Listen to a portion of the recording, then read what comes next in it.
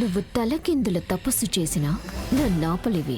నీ కళ్ళ ముందే ఆ కుర్చీలో కూర్చొని కౌశికి వదిన చూస్తుండగానే నిన్ను మెడ పట్టుకొని బయటికి గెంటేయకపోతే నా పేరు నిషికాని కాదు. తప్పు చేస్తున్నావు నిషి. నేనుండగా నువ్వు చెయ్యాలనుకున్న తప్పుని జరగనివ్వను. నువ్వు వేసిన ప్లాన్ తెలీదు, నువ్వు వెయ్యబోయే ఎత్తు తెలీదు, కానీ నిన్ను మాత్రం ఖచ్చితంగా ఆపే తీరుతాను.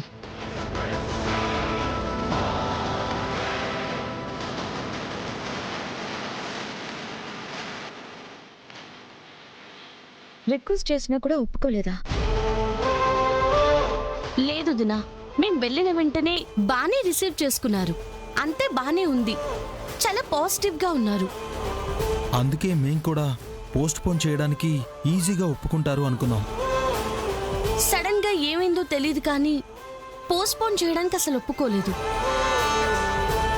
కొన్ని రోజుల్లో కొత్త సీఈఓని డిసైడ్ చేద్దామన్నారు.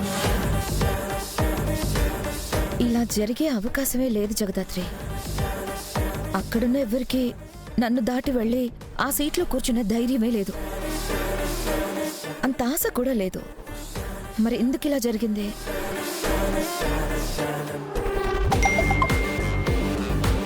రాఘవ్ గారు ఏదో చెప్పబోయినప్పుడు సడన్ గా అందరికీ మెసేజ్లు వచ్చాయి వదినా. ఆ తర్వాత అందరి మొహంలో ఎక్స్ప్రెషన్స్ మారిపోయాయి. అవునక్క, ఆ తర్వాతే వాళ్ళు నిర్ణయం మార్చుకుని కొత్త సీఈఓని ఎన్నుకుంటామని చెప్పారు. అయితే ఖచ్చితంగా ఆఫీస్లో నా వెనుక ఏదో జరుగుతుంది జగదాత్రి. నేను వెంటనే ఆఫీస్కి వెళ్ళి అందరితో మాట్లాడాలి. మీటింగ్ పెట్టి ప్రాబ్లం ఏంటో కనిపెట్టాలి. రేపొద్దున ఆఫీస్కి వెళ్ళి అందరినీ కలుస్తాను. ఇప్పుడు రాఘవ్ గారితో మాట్లాడతా. వదినా, ఒక్క నిమిషం. మీరున్న పరిస్థితి ఏంటి? మీరు చేస్తానంటున్న పనులేంటి వదినా? అవునక్క, డాక్టర్ గారు మిమ్మల్ని అస్సలు స్ట్రెస్ అవ్వకూడదు అని చెప్పారు. ఇలాంటి పరిస్థితిలో నువ్వు ఆఫీస్కి వెళ్ళడం కరెక్ట్ కాదు.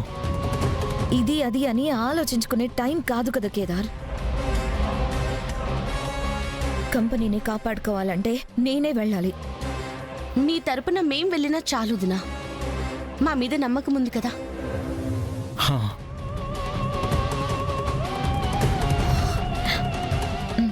మీరింట్లో రెస్ట్ తీసుకోండి. మీరిన్నాళ్ళు ఎంత కష్టపడి నిర్మించిన కంపెనీని ఎవరో వచ్చి మన కళ్ళ ముందే కాలితో తన్నుకుంటూ పోతామంటే మేమెలా చూస్తూ ఊరుకుంటాం వదినా? కంపెనీని దక్కించుకోవాలన్న స్వార్థం ఎవరిదో తెలియదు గాని వాళ్ళని మాత్రం గెలవనివ్వమక్క. ఇది కాన్ఫిడెన్షియల్ మ్యాటర్ కాబట్టి బోర్డ్ ఆఫ్ డైరెక్టర్స్ని ఎవరడిగినా ఈ మ్యాటర్ చెప్పరు. వాళ్ళెవరో మా దారిలో మేం కనిపెట్టి వాళ్ళాట కట్టించి వాళ్ళాటని ముగించేస్తాము వదినా. సరే జగదాత్రి, నీ మీద, నీ సామర్థ్యం మీద నాకు నమ్మకం ఉంది. నువ్వు మాట ఇచ్చావంటే ఇక దాని గురించి నేను మర్చిపోవచ్చు.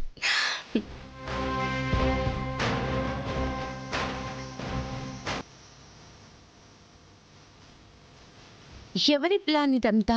అసలు మెసేజ్ ఎవరు పంపించుంటారు? నా కోడలు అనిపించుకున్నావమ్మే. ఎన్నేళ్ల నుంచో చెయ్యాలనుకున్న పనిని కొన్ని నెలల్లోనే సాధించి చూపించుండావు. అవును నిషి, మా అక్క కుర్చీలో మాలో ఒకరు కూర్చోవాలనుకునే మా కళ్ళని మా కళ్ళ ముందుకు తీసుకొచ్చావు. ఇక నుంచి మనం గాని మన ఇల్లు గాని ఆ కౌశికి కంట్రోల్లో ఉండదనే ఆలోచనే ఎంత ఆనందాన్ని ఇస్తా ఉండదో తెలుసా? అప్పుడే అంత ఆనందపడిపోకండి అత్తయ్య. మనం మన విజయం వైపు తొలి అడుగు వేశామంతే. ఏ రోజైతే వదిన్ని మనం కుర్చీలో నుంచి దించి ఆ కుర్చీలో నేను కూర్చుంటానో, ఏ రోజైతే ఆ జగదాత్రిని కేదార్ని మెడపట్టుకొని బయటికి గెంటేస్తామో ఆ రోజే మనం పూర్తిగా గెలిచినట్టు. ఏమో అమ్మి, నాకైతే మనం గెలిచేసినట్టే అనిపిస్తా ఉండది. అది కూడా ఆ జగదాత్రిని దెబ్బ కొట్టి గెలిచుండాం చూడు, నాకందుకు ఆనందంగా ఉండదు. చెప్పాను కదా అత్తయ్య, లేట్ అయినా జగదాత్రి మీద గెలిచి తీరుతాను అని. కౌశికి వదిన కుర్చీకి కాపలాగా ఉండి కాపాడిద్దామనుకుంది. కాని అది ఎదురు పడుతుంది, ఎదురు నిలబడుతుంది ఈ నిషికాతో అని మర్చిపోయినట్టుంది. బోర్డ్ ఆఫ్ డైరెక్టర్స్ ఆలోచిస్తున్నారంటే Nishika Vajrapati group of industries కి సీఈఓ అయిపోయినట్టేగా. అమ్మి కాచి, ఆ పెద్దమ్మా, మెసేజ్లు చూశాక నువ్వు పెదనాన్న ఫోన్లో నుండి కౌశికి ఫోన్లో నుండి మెసేజ్లు డిలీట్ చేసి ఉండవు కదా? చేసేసాం పెద్దమ్మా. వాళ్ళకి అనుమానం రాలేదు, వచ్చే అవకాశం అస్సలు లేదు.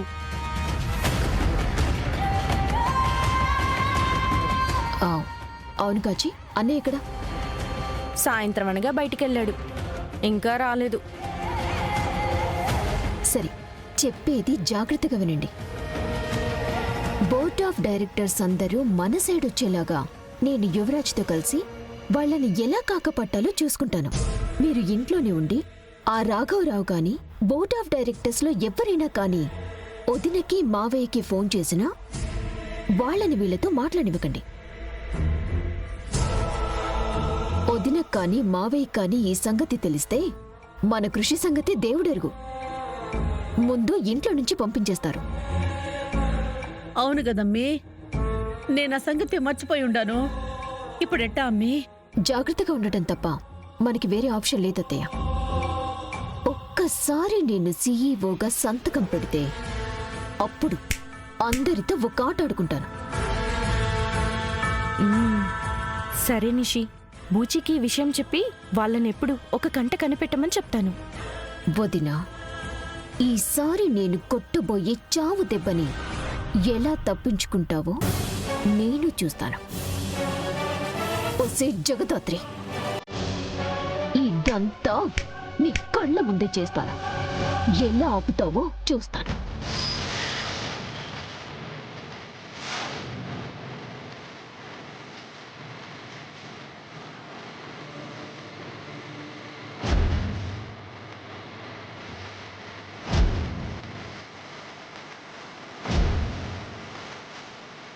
రారా.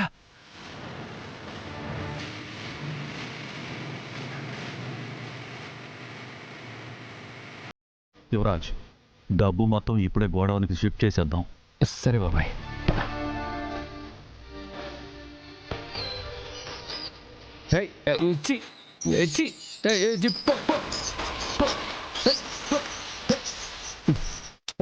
యువరాజ్, దాని సంగతి వదిలేరా, తొందరగా డబ్బు తీరా, డబ్బు తీ. చెప్తారా మీ సంగతి?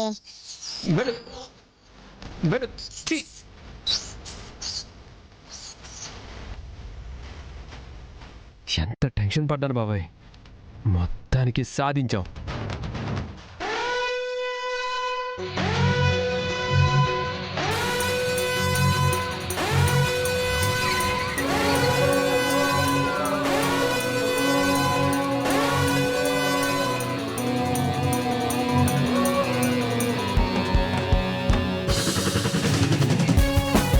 ఏంటి సౌండు?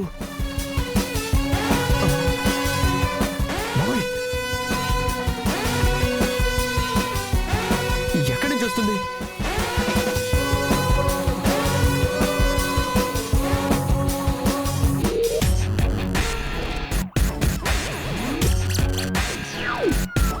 ఏంట్రా ఇది?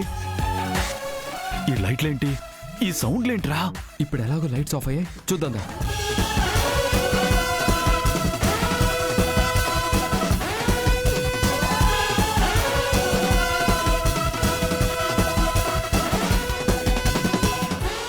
ఏంటి బాబాయ్ ఈ సౌండ్? ఎలా ఇది ఆగేది? బాబాయ్ ఏంటి బాబాయ్ ఇది?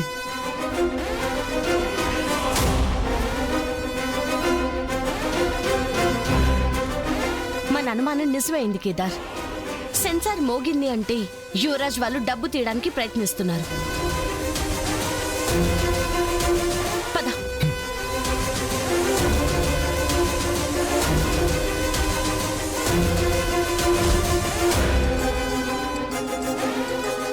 బాబాయ్ ఏంటి బాబాయ్ అసలు ఈ సౌండ్ ఏంటి బాబాయ్? ఏమో తెలియట్లేదురా. అసలు ఉన్నట్టుండి ఈ అలారం ఎక్కడి నుంచి మోగుతుందిరా?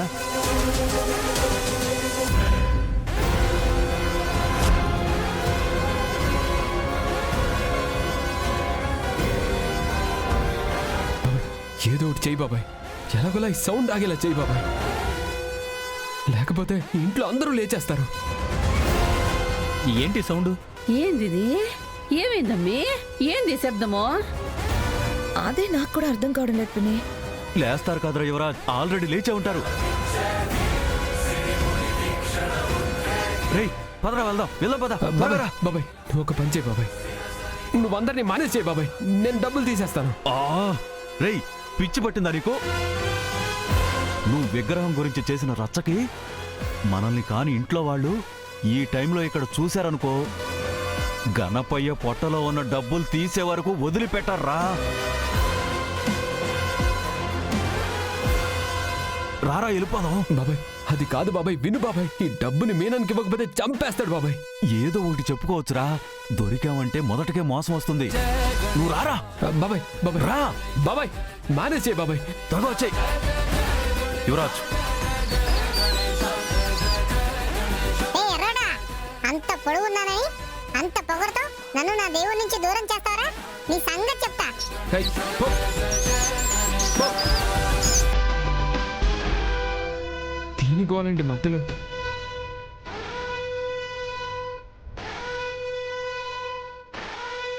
ఈ టైంలో ఇంత శబ్దం ఎందుకు వస్తుందో అర్థం కావడం లేదు.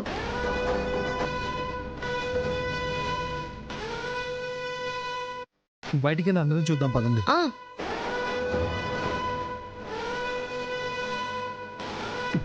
యువరాజ్ రారా. బాబాయ్ డబ్బు బాబాయ్. డబ్బుల సంగతి తర్వాత చూసుకోవచ్చురా. బాబాయ్. వాళ్ళు వచ్చేటట్టున్నారు. రారా నువ్వు. బాబాయ్. రారా తర్వాత బాబాయ్. చూసుకోవచ్చు. రారా రారా బాబు.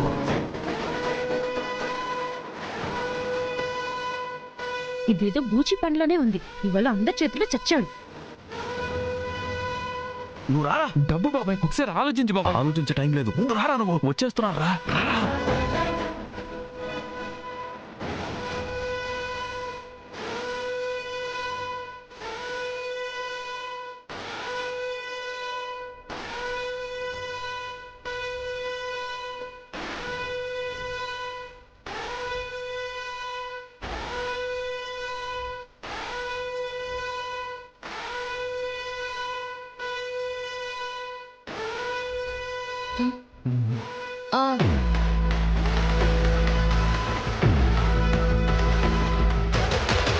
సౌండ్ వచ్చింది, చూస్తే ఎవరు లేరేంటి?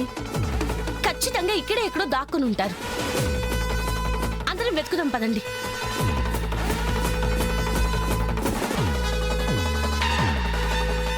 ఆగండి ఆగండి ఆగండి, అక్కడ ఎవరో ఉన్నారు. పదండి పట్టుకుందాం. దొంగ దొంగ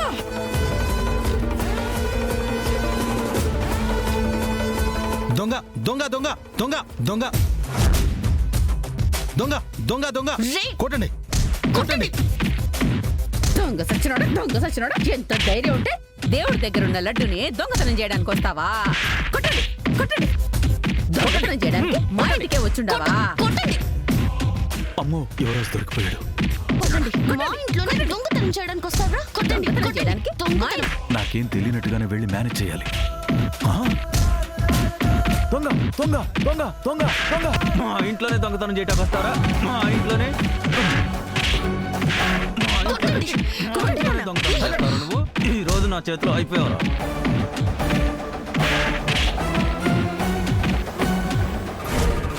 యువరాజ్ కేదార్ కొట్టు.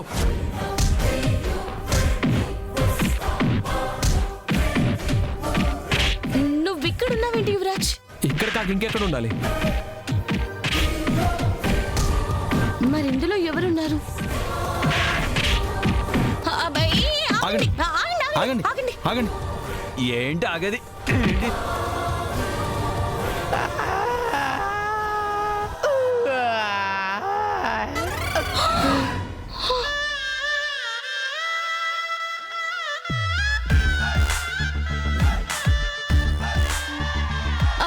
అన్నయ్య మీరా? ఒరే బూచ్గా నువ్వా? నేను దొంగని కాదు బూచి.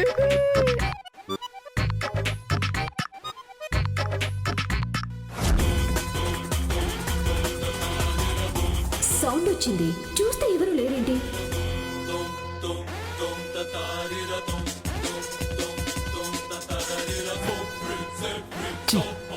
వెదవ బతుకు. అసలు ఇంట్లో ఉన్నానో జైల్లో ఉన్నానో తెలియట్లేదు.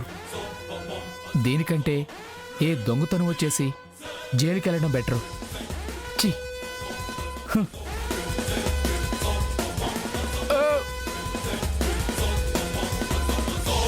అమ్మో, ఈ కేదార్ బొమ్మర్తి గడింది ఆడడం గుంపేసుకొని అర్ధరాత్రి ఇలా సెర్చింగ్ ఆపరేషన్ చేస్తున్నాడు. వీళ్ళకి కానీ దొరికానా ఫుల్ బాటిల్లా ఉండేవాడిని కాస్త ఖాళీ బాటిల్ అయిపోతాను. మన ట్రైనింగ్ స్టార్ట్ చేయాల్సిందే.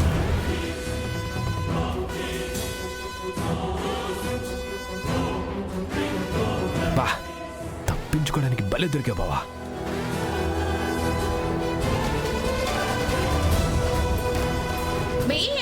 ఆగండి, అక్కడ ఎవరో ఉన్నారు.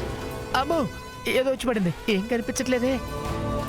దొంగ దొంగ దొంగ దొంగ దొంగ.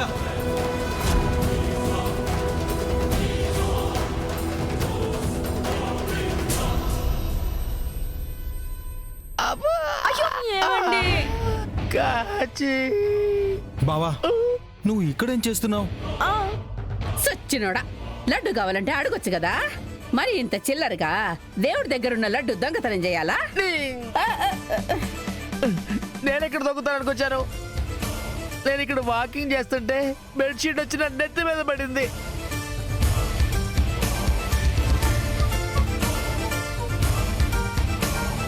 ఈ టైంలో ఇక్కడ వాకింగ్ ఏంటి? నీ వాకింగ్ వాసన ఏడదాకా వస్తా ఉండాది. అమ్మి కాచి, నీ మొగుణ్ణి లోపలికి తీసుకుపోయి బాగా కాపడం పెట్టు. లెగు. గట్టిగా తగలేదు కదా? పర్వాలేదు బావయ్య.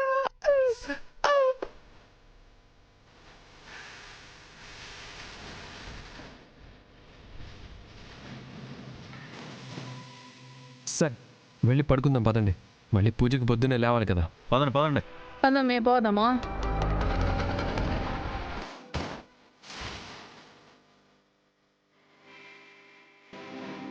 యువరాజు భలే తప్పించుకున్నాడు దాత్రి. ఎన్ని రోజులు తప్పించుకుంటాడో, ఎన్ని రోజులు ముసుగులో మనిషిలా బతుకుతాడో చూద్దాం కేదార్. దొంగెప్పటికీ దొరవ్వడు, దొరకకుండా ఉండడు. పద.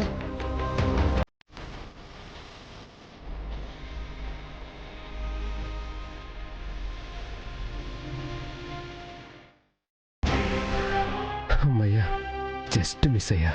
లేదంటే బూచిబావ ప్లేస్లో నేనుండేవాణ్ణి. ఇప్పుడు ఇంట్లో ఎవరికి అనుమానం రాలేదు కాబట్టి డబ్బుని రేపు తీసేయచ్చు.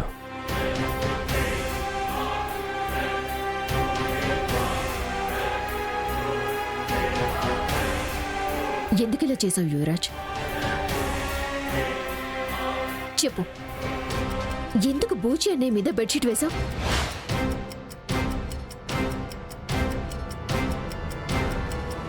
సౌండ్ వచ్చింది చూస్తే ఎవరు లేరేంటి?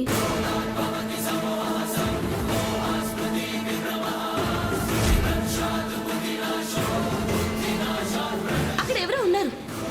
దొంగ దొంగ.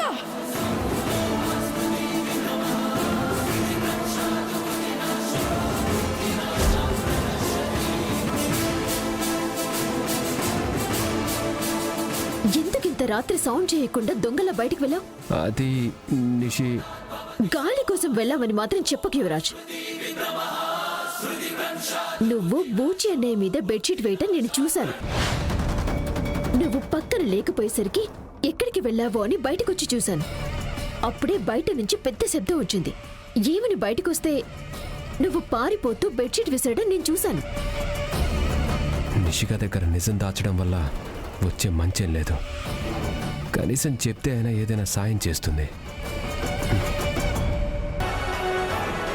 నేను చెప్పేది జాగ్రత్తగా విను. విగ్రహంలో కోట్ల రూపాయల డబ్బు ఉంది.